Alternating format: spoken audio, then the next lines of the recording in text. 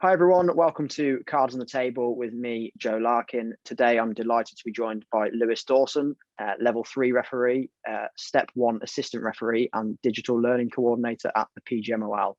Lewis, how you doing? Good, thanks. How are you? Yeah, all good. Thanks for taking the time out to join us today. Having me. Before we dive into your role at the PGMOL, I think it's important that we get a bit of background into you as a referee. So could you tell us a bit about your early days in refereeing and how it all started for you? Yeah, so I started refereeing in 2012 when I was 14. Wasn't going anywhere as a player, even though I enjoyed it. I want to stay in the game and kind of have an opportunity to progress up a little bit further than what I would have done as a player. So I thought, why not give it a go? So went on the course, and obviously at age 14, and then that was this. I never looked back since, really. As soon as I hit 16, went for promotion, and managed to get my level 4 when I was 18. So yeah, really good. So started refereeing when you're still at school. How did you find that? I suppose you had a bit more money than all your mates at the time, which is one good thing. Yeah, it was better than a paper round or working in the back of a restaurant. That was for sure. Yeah, It was strange actually, because at the time I was still playing. I didn't want to give that up because that's what I enjoyed doing as well. So I was playing on a Saturday morning, Sunday morning, and refereeing Saturday afternoon, Sunday afternoon, or wherever I could around my playing, really. I suppose at the time I was the only person kind of at the school that I knew of that was refereeing as well. So it got roped into refereeing all the school football matches as you'd expect. So yeah, it was, and obviously you've got that banter between your friends, like referees. It's that natural player referee yeah. banter, and that obviously carried on into school. So I never kind of saw the back end of that. So, but that kind of comes with it. It's it was all kind of friendly banter, and Yeah. that's what it was. So you found your friends coming in on a Monday morning asking you about that penalty decision or that red card, did you? Yeah, as though I were the one who made the decision. Yeah. You were the Dermot Gallagher of your secondary school. Yeah, I think every Monday morning, in form time, we weren't doing what we were supposed to be doing. I was trying to maybe kind of make sense of what's happened. So you clearly obviously found a love for refereeing because you mentioned there you went for promotion at 16. What was it that you liked about refereeing in those early days of your career? I think it's, you kind of, when something happens, you're right there kind of in the middle of it, and you can't, you're in control of that match, aren't you? And I think that feeling of kind of ownership, that responsibility that comes with it, but also like I say, it gives you the opportunity to progress into better levels than what you would do playing. And for me, even from a young age, I was fortunate enough to be involved in some academy football, refereeing some academies at Bradford City, and that kind of thing. So I think that kind of taste of what that professional outlook is, that really kind of drove me on, and every progression that I made, it was then a taster of the next level, and that kind of thing. And I think that keeps you going, and think, I want a bit of this, and that pushes you to work hard and move to the next level. So that for me was that kind of, that pushing behind me, saying, you've got this, keep going. So level 4 at 18, I think the first thing people might think there is that, that's quite a rapid rise to the semi-professional ranks of football. And I know that summer you had an experience where you went out to Dallas to referee as well. So you're an 18-year-old, adult, but, still young, and you're getting immersed with all these fantastic opportunities. How did you find that sort of time? Yeah, it was quite a lot at the time. I remember summer 2016. I was, Easter 2016. I was fortunate enough to go out to the Dallas Cup with the FA, with part of the National Referee Development Group, as it was then, which is now core. And there was 8 of us that were selected from a big pool across the country. So to find out that I was successful in that was, that was a privilege in itself. And then once we got out there, we were joined up with the PGMOL group as well. So they had 4 representatives from their group, and you were kind of really thrown into this worldwide tournament. And I think from my point of view, I think I was the youngest in the group there, and the least experienced. I was level 6 at the time, and everyone else were like level 4, level 3. I think there were a couple of level 5s. So I think from my point of view, I felt, like, wow, why am I here with all of these kind of thing? But I think as well, it was a really big step for me, because at that point I was looking up to these people who were in a position where I wanted to get to. So it was an opportunity for me to kind of prick the brains and get some networking going, and really kind of beg, steal and borrow some ideas from them. And obviously watching the guys as well, refereeing in the various games out there with the coaches that we had. It was just a lot of information, just trying to absorb that through the 2 weeks that we were there. But I think from a personal point of view as well, I think when I came back from Dallas, I felt a lot more mature as a person as well, from a football point of view. So I think, as well as the skills that I learned, I think the maturity like doubled when I came back from there. So which helped, because that summer when we came back, I think maybe 2 months after I found out that I'd been promoted to level 4 as well. So I think that was a really kind of good springboard for me to gain all that experience, that maturity to then take into my next season as a new level 4. So do you think that experience, like you said there, that experience really helped you in, find your feet at a new level of football? Absolutely, yeah. I mean, going back to the Dallas Cup, you're there with professional academies from, all the way up to the under 21s, I think it goes up to. So, you've got from England, I think we had representatives from Man United, Everton, I think Chelsea were there, and you've got Barcelona and loads of academies there from a professional background. So I think the way that they play is completely different, and it kind of provides you with that ability to adapt to different styles of football. So going from level 6 to level 4 back in England, I think that ability to adapt and kind of change the way that you're refereeing for that higher level of football, I think that was massive. Yes, I think you're right there, and I think it's clearly helped you, because you 2 years at level 4. Nice email comes through level 3. So clearly you've progressed even faster than you probably imagined at the time. Did you find that much of a step up from level 4 to level 3? Yeah, massive, to be honest with you. Yeah, Massive. And I think obviously as a level 4, you're running the line, you're assistant for level 3s, and for me personally, when I was on the line, I was thinking I can referee this. And then that year when I got my level 3 and I was in the middle, I was like, wow, it's completely different. Once you get into the middle of them games, it's completely different. And again, you're in that semi-professional football, and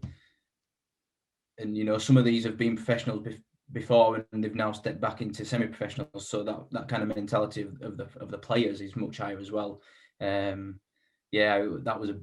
think so far that's probably been my biggest step in terms of my career as a referee. That was huge.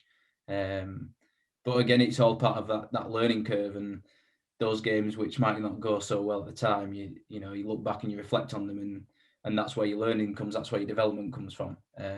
So I think as big of a step it is, I'm glad that I did it the way I did it with, going 6 to 4. I know that some people don't agree with the double jump, and I can see that side of it as well, because it's a massive step from 5 to 4, let alone 6 to 4.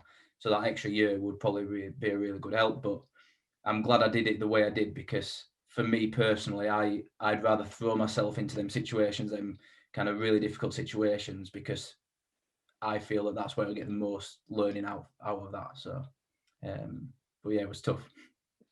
So yeah, I've always thought that around that sort of level 3, maybe even 2B, because you're sort of in the middle of the pyramid there, aren't you, as a referee and as a player.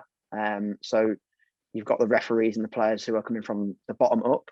Maybe they've been released from an academy or whatever it may be, and then you've got the the older heads who have maybe dropped down a few standards because of family or their legs or their fitness, and it's almost like a perfect storm. So I guess that's quite a big challenge, isn't it?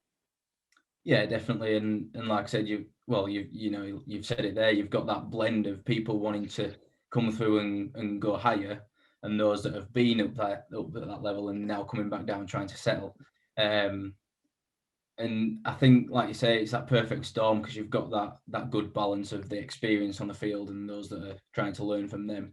As just like we do if we're assisting for a higher level referee, it's a similar kind of situation. But I think what makes it difficult is you've got that kind of fire-fueled motivation from those trying to get to the next level from a playing point of view.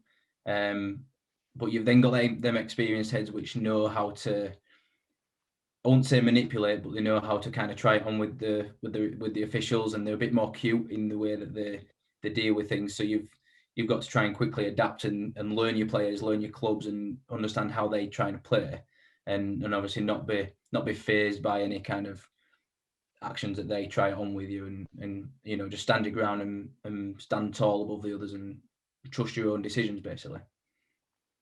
So you've mentioned a few times there around being an assistant and how you watch the referee, and sometimes think, yeah, I could probably referee this. But you've obviously moved on as an assistant to being a step one assistant referee, which for those who don't know means you are an assistant on the National League. Is it PL2 as well? PL2, yeah. So really good standard of football now. A lot of professional teams in the National League now. How have you found that so far?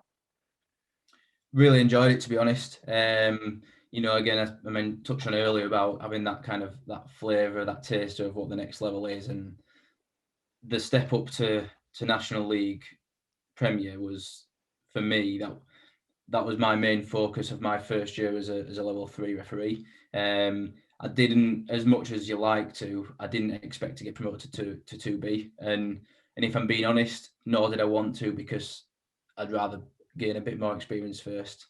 But so my main target in my first year as level 3 was, get that promotion on the line.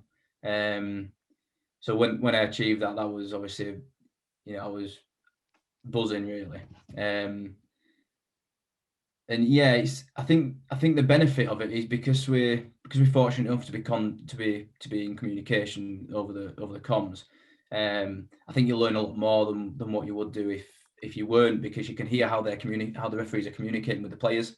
And if I were then to go down the refereeing pathway next season when I decide, I can take that, I can take what I've learned from hearing that communication into my own game as well.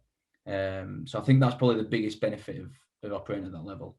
And like you say, you're in the professional. It is considered the professional game now. I think, I'm not sure how many teams are professional in National League now, but it's every year there seems to be more teams taking that step to being fully professional. And it's a completely different mentality then, because that's their job. It's not a part-time job. That's their full-time job that pays their mortgages, that pays the bills. So you've got that different level of mentality as well to deal with. And it's all experience, and it's all learning curves that you can take back and reflect on and move forward to the next game with. So you mentioned there around the use of comms, and obviously this is the first level in the refereeing pyramid where communications kits are used. For the people listening, watching, is there anything that maybe surprised you when you started using them, or you were like, oh wow, that's really helpful? Or is there anything people might not know about when you use communications kits? I wouldn't say anything surprised me, mainly because when you're promoted to level 3, part of your role is you can be appointed as a 4th official to National League game. So on the level 3, the new level 3 conference, they go through how to use comms and what terminology to use and everything like that. So because we'd had that kind of insight before the season started, nothing really surprised me. But I think in terms of what people might not understand about the comms is there's a lot of decisions that are made over the comms before the decision made on the field, if that makes sense. And what you might see if you go and watch a game, you might think, oh, I was a referee given that. or what have they seen there? When in actual fact, the referee might not be the one that's actually seen the incident. It might be the assistant, it might be the fourth official. So I think that was kind of the biggest surprise, if you like, for me, was how involved the other officials are than what perception is when you're watching it. Even when I watch a game now, that when they come up, your initial thoughts is, how have they seen that? But then once you actually think about it, they might not have done it. It might be a team effort, and you've constantly got that feeding. You're feeding information to the referee, you're feeding information to the assistants. Both assistants work together for offsides in terms of when the ball's played. Fourth official gets involved in and around that third penalty area, if you like, but also on other decisions in terms of, particularly with offsides, if a defender's played it and we've got the active assistant that said waiting on number 9, defender plays it, and fourth official might come in and say defender. So it's a constant team effort, and you're all helping each other out. It's not just you're not just having a chat about what you're going to have for tea that night. It's all it's all constructive, and it's all a team effort. And I think that's probably what a lot of people don't understand if you're not involved in it. So yeah. So maybe if you were given if there was a tight offside and potential on-off decision, can you maybe summarize what you might be saying to the referee as that move is taking play? Yeah. So as the ball's played forward, if I'm thinking there's a player in offside position, I'll be feeding it through, waiting on number 9, waiting on red boots if I can't see the number. Something to indicate to the referee who I'm waiting on, or waiting on the guy in the centre. And that gives the referee that information, because ultimately it's a team decision. So if I raise the flag and it's a case where actually that player doesn't impact the opponent or get involved in play, that goes down as an incorrect offside for both myself and the referee, because it's team effort. So we work together. Like I say, we're constantly communicating. I'll be saying waiting on number 9. If that player then impacts or plays the ball, it'll come back from the referee saying impact, and then I'll raise the flag. Or vice versa, no impact, keep it down, or wait. So it's constantly like that. And then you've got the issues where are they in the line of vision with the goalkeeper, and and so then I'll be communicating. And if it's a set piece, for example, from a free kick, and there's a number 9 is hanging around in an offside position before the ball's played, I'll communicate that to the referee before the ball's played. I'm waiting on number 9. That then gives them the opportunity to have a word with the player and say, look, you're in offside position, and try and manage it before it becomes an issue. So we're very proactive, and obviously the comms give you the opportunity to do that. Yeah, I think it's really interesting insight. And I spoke to Stuart Carrington last week, and we spoke about the concept of this idea of referees bottling it, or shying away from decisions. And I think that clearly shows that it's that professional and that focus that would never ever come into the mindset of any decision, because it's just whether can we get this right or wrong. Yeah, absolutely. And like I say, because you come up, you feel like you're just in this bubble, and you're not really aware of what's going on outside of the field of play, because you're in this bubble and you just focus, you're in that zone. And when in a case of getting the decision right, if one of us is about to make a decision, for example, if the referee is about to caution someone and it's a red card, or as an example, it might be that one of the assistants or the fourth officials coming in and saying no, this has happened, so I'm thinking it's a red or something like that, and you have that discussion. So it's not just each person making their own decision in isolation. It's that kind of, the mechanics of how it works is a bit more complicated than what it might appear. So moving away from your role as an active match official, you balance your role with another role at the PGMOL as a digital learning coordinator. So you started that in November. So first of all, congratulations on the position. But second of all, could you maybe tell us a bit more about what that entails?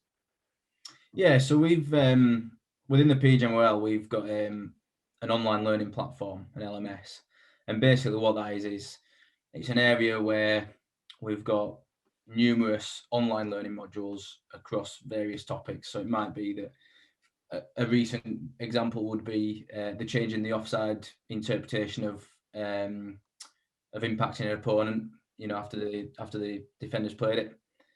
So when that new guidance was announced, we developed a learning module, and especially in these times, even in normal times, it would be impossible to get everybody in for a face-to-face training session within that week.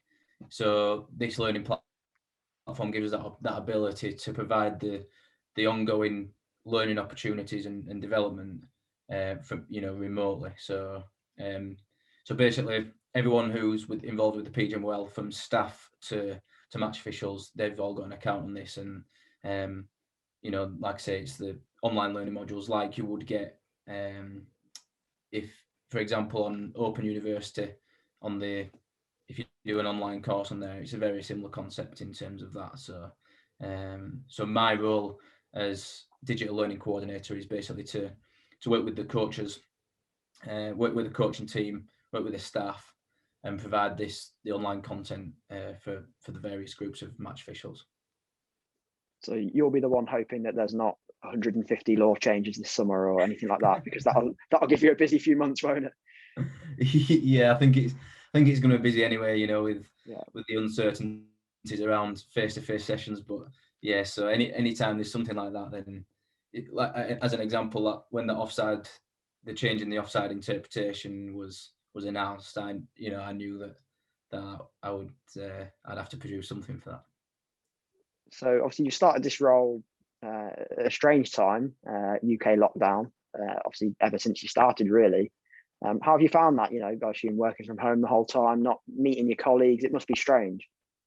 Yeah, it's really strange. And, normally when you start a new job, part of your induction week is, meeting people face to face and getting to know who you're working with. And it was strange because everything was done via Teams. And I'd like to think I'm fairly good at building relationships with people and quite personable, but it's different when you introduce to someone virtually as opposed to meeting them face to face. So that's been weird. I think, to be fair, that every member of staff that I've come across so far, they've been really welcoming, and I think the general kind of feeling within the organisation is positive, and everyone's looking to move forward and kind of develop that extra little bit. So